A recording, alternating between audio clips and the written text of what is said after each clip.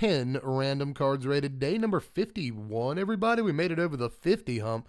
Let's see what's going on this hump day, everybody. We getting ready to hump. Gravitational Shift is the first card of the day. This is only ever really printed in Rise of the Eldrazi and Starter Commander decks. This is 5 mana, 3 and 2 blue for an enchantment. Creatures with flying get +2/+0. Creatures without flying get -2/-0. Holy crap. That's pretty good, actually. Where's my buy the thing? Okay. I'm still using the giant marker, but this one's worth it, man. Buy Grav Shift. Grav Shift. See if I can read my own handwriting later. I'll be like, gray bleep. What am I trying to get here? Yeah, I don't know that I've ever actually seen this card in my life, even though it is from Rise of the Eldrazi eventually. The first Eldrazi set, I was on kind of a break from Magic for a year or year and a half, something like that. So I kind of missed the first go-round of the Eldrazi stuff.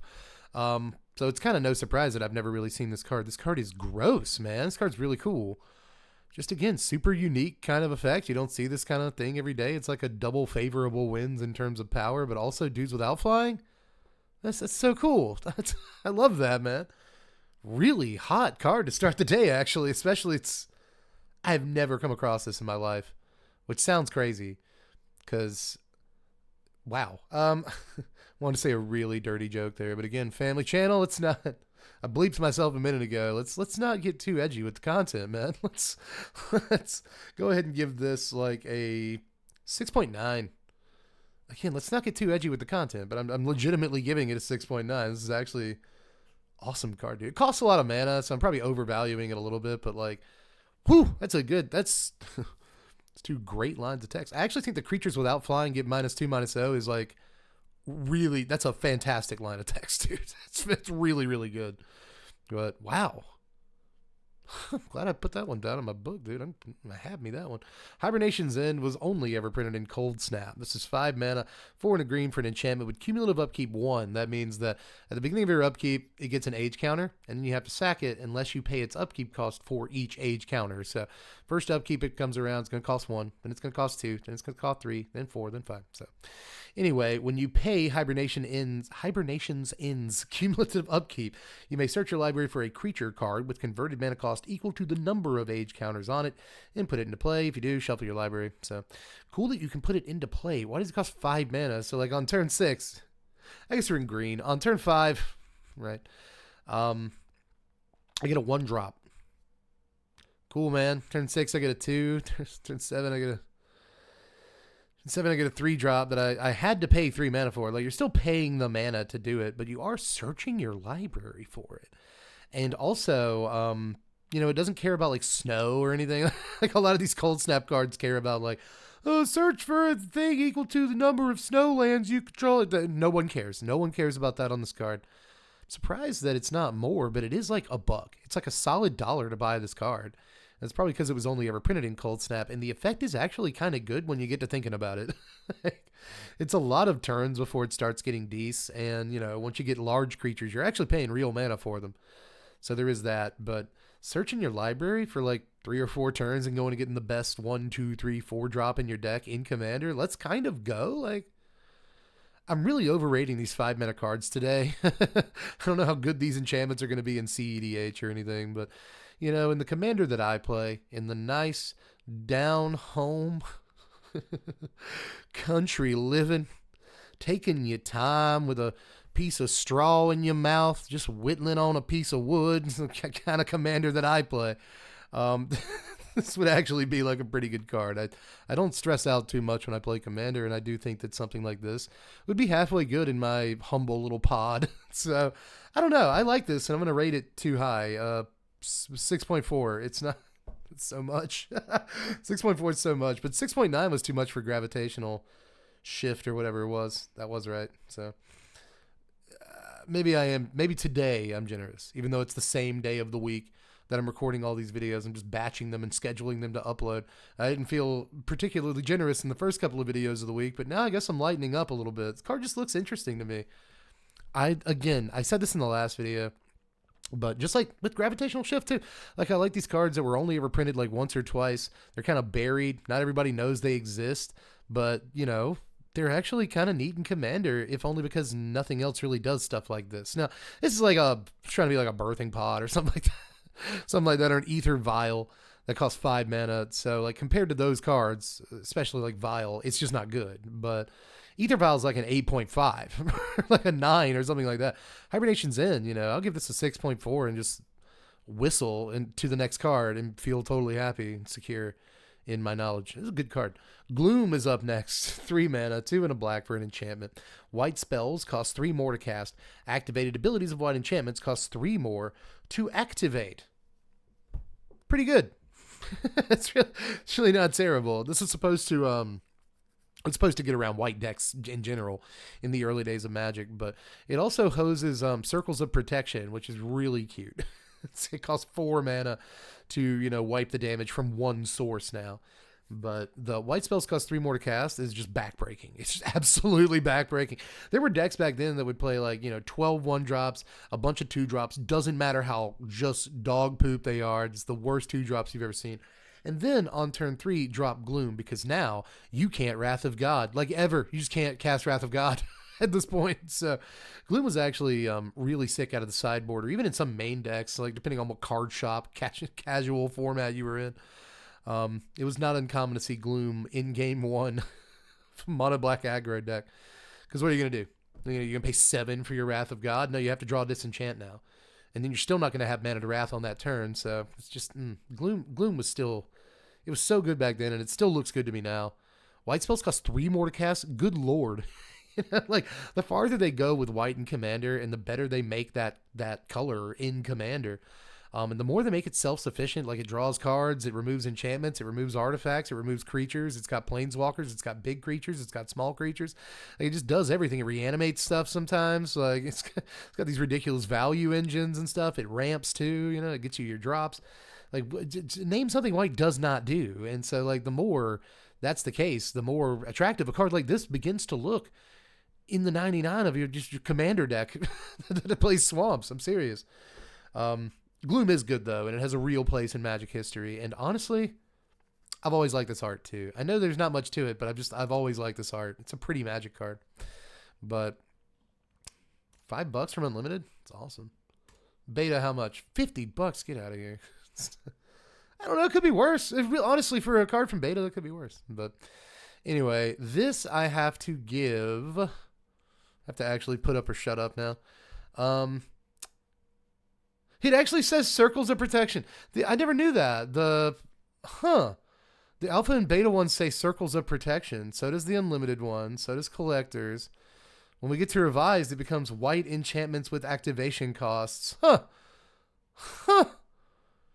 never knew that. Neat. All right. So I've only ever seen like Revised and upwards. Gloom, that text box. But yeah, God, what is it? What is this card? Nothing but enchantments today, and they're all scoring in the 6s, and I don't want to break that trend. So, like, 6.5 for Gloom. Dude, this card's so good. I'm not going to give Color Hosers a huge score a lot of the time, but, like, Gloom has a special place. Kumena, Tyrant of Orazca, is coming up next. This is 3 mana, 1, a green, and a blue. For a legendary Merfolk Shaman, it's a 2/4. You can tap another untapped Merfolk you control, and Tyrant can't be blocked this turn. You can tap 3 untapped Merfolk you control to draw a card, and you can tap 5 untapped Merfolks you control to put a +1/+1 counter on all the Merfolks that you controls. So all these can be done at instant speed. And that's pretty sick. I remember this being a real card in like the pseudo OK Merfolk deck back when Ixalan was originally in Standard. And this is still, well, I guess it's 25 cents to get the the Rivals of Ixalan or Lost Caverns of Ixalan Commander one. But the one originally from Rivals is like $1.32. Like, people are playing this card here and there. I guess it's a decent commander, but if you're just playing Simic Fish, you know, it's great in the 99 too. Anything fish, this is going to go in. It's good, but obviously like incredibly narrow. But, you know, for a card that like saw some play in Standard and is still probably seeing a sparing play. I mean, how many people are playing Commander Fish? A few. I'm sure there's going to be like one of you in the comment section. Like 1,500 people watch the video or something like that. percentage-wise, at least one of you has to be playing this card. So, has to be. Let me know if it's you. But either way, I'm going to give this a 5.9. No, I'm not. I'm going to give it a 6. I'm going to give this card a 6. You know, if you are merfolk, then I have to score it higher than that. Look at the scores I've been passing out today. I'm going to give this card a 6.3. I'll go there with it. We'll move on to Ornery tumblewagg. Ornery tumblewagg. This is, oh my goodness. 3 mana, 2 and a green for a 2/2 brushwagg mount that everyone wants to make work in standard. At the beginning of combat on your turn, put a +1/+1 counter on target creature. Whenever Ornery tumblewagg attacks while saddled, double the number of +1/+1 counters on target creature. It's also saddles for 2. That means tap any number of other creatures you control with total power 2 or more, and this mount becomes saddled until end of turn. Saddle only. As a sorcery there, partner. This is actually just good. Every time I read it, I'm like, this is good, right? Better than it looks. You got like Innkeeper's Talent on 2 into this on 3, and then it gets a couple of +1/+1 counters. Let's kind of go. If you played a 1-drop, you can saddle really easily in that case. It's just good. It's just good. It's so good. It's a good. Why no one's really playing it? You see like Twitch streamers and other like meme content creators and stuff like play this card, but this hasn't really gotten there. I played against Selesnya mounts on Arena earlier today and got like toasted, in part because of this card. So glad I got to read it again here and just be like, yeah, it's good. That's why it steamrolled me. It's actually a pretty good Magic card, man. I'm gonna give this. Do you see the turtle hiding in the background pretending to be a cactus? That's hilarious. I'm gonna give this card a 5.5 or something like that. Something like that. I mean, +1/+1 counters, dude. Everybody likes those. We'll move on to Kitsune Diviner. This is a single white mana for a 0/1 Fox Cleric. You can tap it and tap a spirit. It's terrible. Only ever printed in Champions of Kamigawa. This is perhaps one of the worst cards that we've ever looked at here on this series. I'm going to give this a 1.2 because it can block. That's about it. Ramosian Rally is up next. 4 mana, 3 and a white for an instant. Check this out, guys. If you control the planes, you may tap an untapped creature you control instead of paying this card's mana cost. Creatures you control get +1/+1 till end of turn. You ever seen this card? It's actually awesome. Only ever printed really in Mercadian Masks. It has a list entry, but no price, which again, I don't understand. That's the second time we've seen that in a couple of videos. Cut it out. Aside from that list printing, only ever printed in Mercadian Masks, and this card is good, dude. I played this card a lot because I played Rebels in Mercadian Masks. You weren't supposed to. You're supposed to play Rebels in Mercadian Masks block constructed, which is why, you know, like Pro Tour Lin Civi or Pro Tour Rebels is like a thing that people remember. Not so fondly, to be honest, but I played them outside of block constructed. I just played them at like FNMs and Sunday tournaments and standard and stuff, and I had a lot of fun. Lin Civi was a good card, but Ramosian Rally is fan-freaking-tastic, dude. Like, nobody ever accounts for it. They think you're tapped out or whatever, you know. It's just so good, dude. And like, you can blow people out on blocks with this card too. Just phenomenal card. Sometimes you even pay the full cost for it because why not? You know what I mean? And I want to attack with all my guys, so... But a lot of the time, you just have like a 1/1 or a 1/3, depending on like what rebel you had out or whatever. But you just have like a dude you could leave behind that looks like you're just leaving a blocker behind or whatever. And then like Ramosian Rally, all the dudes you didn't block get through, you die. This card's so good. Like, it's not the best card in this cycle. Like, obviously, Snuff Out is the black card from this cycle, and Snuff Out is insane. So this is nowhere near as good as that. But free +1/+1 RKO out of nowhere is actually like way better than you might think it is. So good card here. I'm actually going to go out on a limb and give it a 6 because you should be trying. If you're like white aggro and commander or whatever, you should try this. You really should. No one knows it even exists. So like you will blow people out. I promise you. We'll move on to the next card. It's Wanderlight Spirit. Let's get one that looks like a magic card. There it is. 3 mana, 2 and a blue for a 2/3 spirit with flying that can block only creatures with flying. It's Cloud Elemental. How many Cloud Elementals have we reviewed here on this series now? Like 4 at this point? I have to get the card at 2.2. I think we've been... Because at this point, that's a rule. Like Cloud Elementals get a 2.3. That's what they should get because that's their power toughness. Right? Excuse me. Wow. Like I said, I've got scratchy throat. Said it at the beginning of the week. Turns out I record all these at the same time, so still got a scratchy throat. Curie, Emergent Intelligence is up next. 2 mana. 1 and a blue for a 1/3 legendary artifact creature, which is also a robot.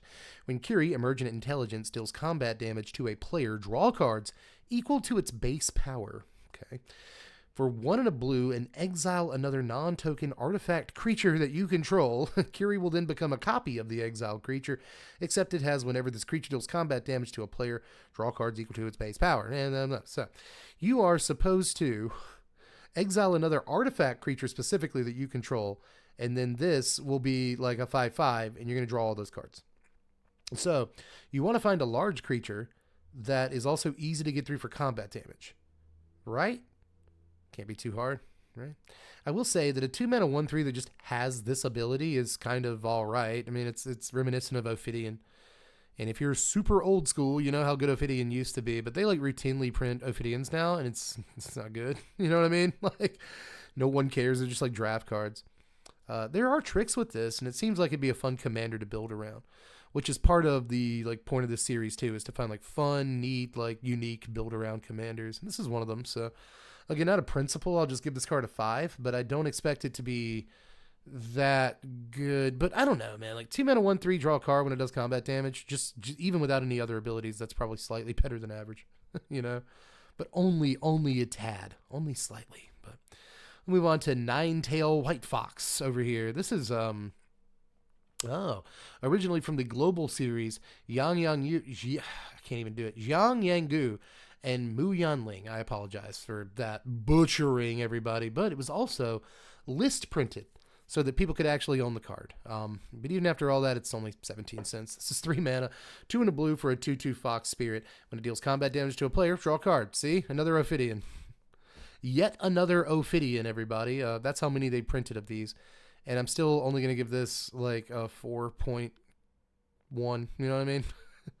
That's too much. I'm going to give this card a 3.5. The fact that last card we looked at is 2 mana, and this costs 50% more than that card, massive hit to the score. So I'll just go like 3.5 or something like that. It's not that great. So fun day, though, all things considered. We got a bunch of Ophidians in this piece, but tomorrow is another day, everybody. I will see you bright and early on Thursday. Love you, and I got to hit record, too. Bye.